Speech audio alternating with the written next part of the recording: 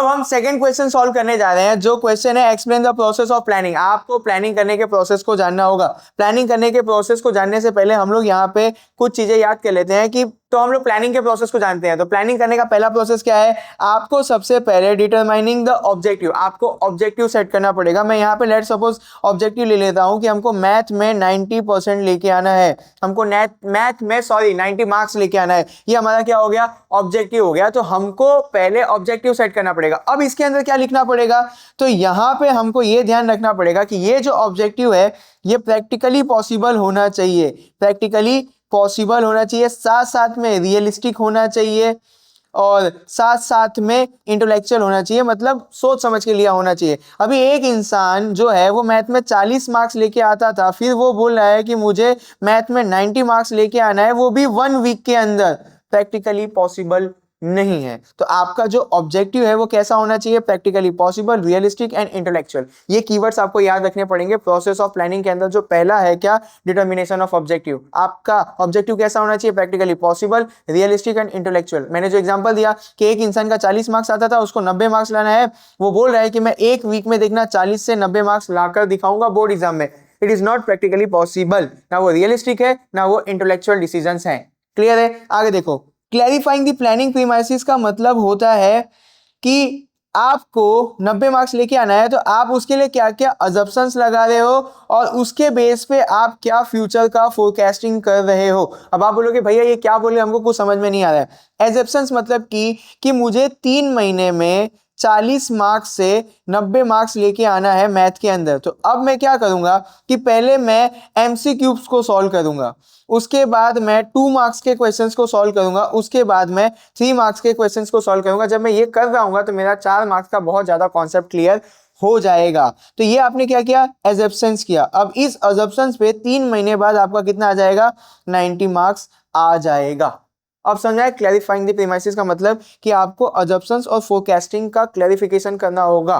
Clear है? आगे देखो, collection and analysis of information. देखो इसके अंदर मैं ज्यादा आपको कंफ्यूज नहीं करता हूं, कुछ कीवर्ड्स दे देता हूं। डायरेक्टली और इनडायरेक्टली आपको इंफॉर्मेशन इकट्ठा करना पड़ेगा, जिसके बेस पे बहुत ज्यादा डिसीजंस लिया जाएगा। मैं मान रहा हूं यहाँ पे मेरी राइटिंग खराब है, बट आप जो सुन रहे हो फटफट नोट में लिखते रहना। मैंने क्या बोला कि आपको डायरेक्टली इनडायरेक्टली इंफॉर्मेशन कलेक्ट करना पड़ेगा, जिसके ऊपर डिसीजंस लेना होता है प्लानिंग का।